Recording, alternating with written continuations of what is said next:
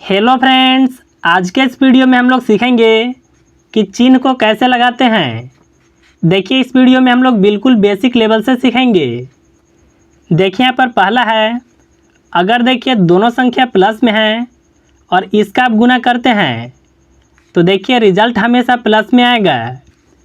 जैसे मान लीजिए कि प्लस में 2 है और यहाँ पर देखिए गुना में प्लस में 3 है, तो इसका देखिए आप गुना करेंगे, यहाँ पर होगा 6। लेकिन देखिए जो भी संख्या आएगा यह प्लस में होगा। अब देखिए इसी तरह से यहाँ पर अगर मान लीजिए कि दोनों संख्या माइनस में है और इसका आप गुना करते हैं तो भी देखिए जो भी रिजल्ट आएगा वह भी प्लस में आता है। जैसे मान लीजिए कि यहाँ पर माइनस में 3 है और यहाँ पर आप गुना करते हैं -4 से। देखिए 3 से गुना 4 में करें तो यहाँ पर होगा 12। लेकिन देखिए माइनस गुना माइनस होता है तो रिजल्ट आता है प्लस में। यह नियम को आपको ध्यान में रखना है।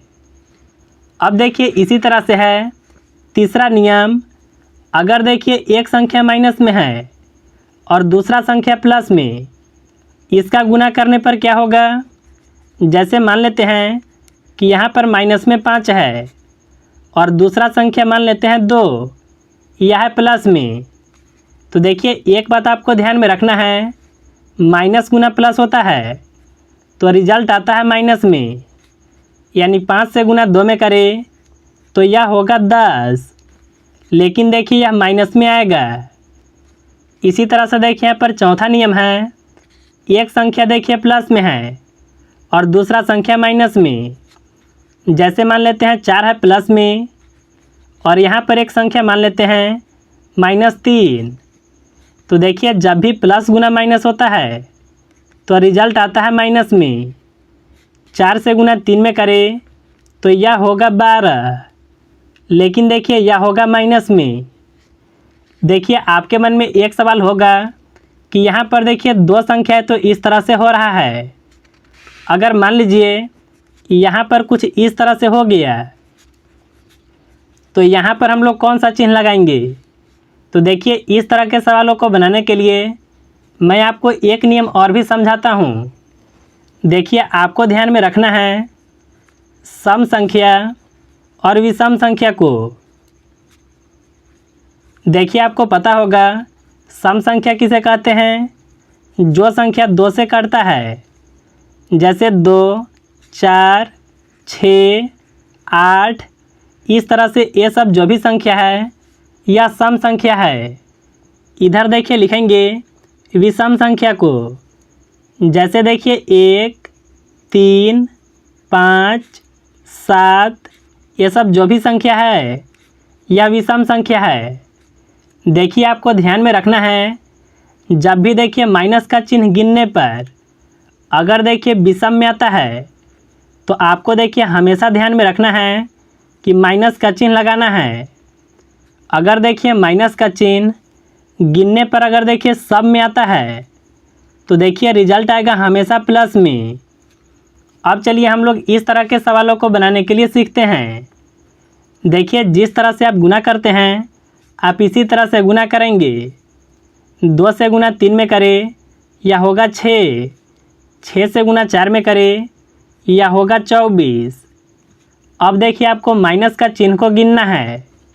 1, 2, 3, 3 जगह पर है ना। देखिए 3 आता है विषम में। जब भी देखिए विषम में आता है तो चिन्ह लगेगा माइनस का, यानी देखिए यह संख्या माइनस में होगा। अगर मान लीजिए यहीं पर एक संख्या यहाँ पर माइनस में है और यहाँ पर मान लेते हैं 2 संख्या यह प्लस में है, तो यहाँ पर देखिए किसका चिन्ह लगेगा। सबसे पहले देखिए हम लोग गुना करेंगे। 5 से गुना 2 में करें यह होगा 10। 10 से गुना 2 में करें यह होगा 20। देखिए माइनस का चिन्ह एक जगह पर है ना, एक आता है विषम में। तो देखिए विषम में आने पर आपको यहाँ पर माइनस का चिन्ह को लगाना होगा। चलिए एक एग्जाम्पल हम लोग और भी ले लेते हैं। जैसे -4, -3 और यहाँ पर देखिए 2 है, तो इसमें कौन सा चिन्ह लगेगा। सबसे पहले गुना करेंगे। 4 से गुना 3 में करें, यह होगा 12। 12 से गुना 2 में करें, यह होगा 24। यहाँ पर देखिए माइनस का चिन्ह 2 जगह पर है ना। देखिए 2 आता है सम में। जब भी देखिए सम में आएगा तो यह संख्या प्लस में होगा। आप यहाँ पर प्लस नहीं भी लिखेंगे तो भी यह संख्या प्लस में ही रहता है। तो मुझे उम्मीद है कि आप गुना में समझ गए होंगे। अब देखिए आपको एक बात और भी ध्यान में रखना होगा। जैसे मान लीजिए कि एक संख्या यहाँ पर है 5 और देखिए यहाँ पर माइनस में है 7। तो यहाँ पर इसको हम लोग किस तरह से बनाएंगे। देखिए आपको एक नियम ध्यान में रखना है। जब भी असमान चिन्ह होता है, असमान कहने का मतलब है एक संख्या प्लस में और दूसरी संख्या माइनस में, तो देखिए असमान चिन्ह हमेशा घटता है। यह देखिए नियम आपको याद रखना है। लेकिन देखिए चिन्ह जो लगता है हमेशा बड़ा संख्या का लगेगा। यहाँ पर देखिए 5 प्लस में है और 7 माइनस में, तो देखिए हम लोग 7 में से 5 को घटाएंगे, यहाँ पर बचेगा 2। देखिए 7 बड़ा संख्या है और यह संख्या माइनस में है ना, तो इसमें माइनस का चिन्ह लगेगा। तो मुझे उम्मीद है कि आप इसको अच्छे तरह से समझ गए होंगे। जैसे एक सवाल हम लोग और भी ले लेते हैं। माइनस का 6 है और यहाँ पर देखिए प्लस का 3 है, तो इसको कैसे हल करेंगे। यहाँ पर देखिए दोनों अलग अलग चिन्ह है ना, तो हमेशा देखिए आपस में घटेगा। देखिए 6 में से 3 घटाने पर यहाँ पर बचेगा 3। बड़ा संख्या का चिन्ह लगाना है ना। देखिए 6 बड़ा संख्या है, यह है माइनस में, तो यहाँ पर माइनस का चिन्ह लगेगा। यानी देखिए अलग अलग चिन्ह वाले संख्या रहेंगे तो इस तरह से हल करना है।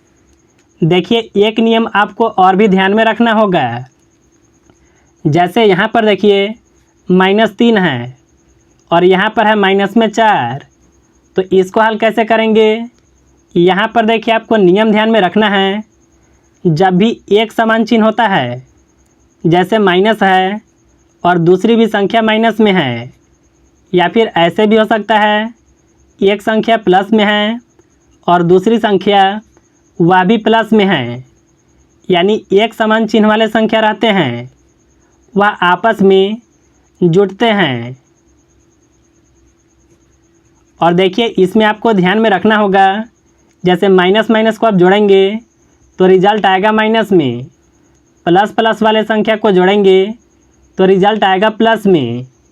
दोनों संख्या माइनस में है ना, तो यह आपस में जुड़ जाएंगे। 3 और 4 को जोड़े, यह होगा 7। माइनस वाले संख्या को जोड़े हैं ना, तो यह होगा माइनस में। देखिए आप लोग सीखे होंगे, जैसे 3 है और प्लस में 5 है, तो यह हो जाता है 8। देखिए इसमें भी यह चिन्ह का नियम लगता है, क्योंकि देखिए 3 भी है प्लस में और 5 भी है प्लस में। दोनों देखिए एक समान चिन्ह वाले संख्या है, तो यह आपस में जुड़ जाते हैं। तो देखिए जोड़ करके होगा 8। दोनों प्लस में है ना, तो देखिए यह संख्या भी प्लस में आता है। तो मुझे उम्मीद है कि आप बिल्कुल आसान तरीके से समझ गए होंगे कि चिन्ह को किस तरह से लगाते हैं।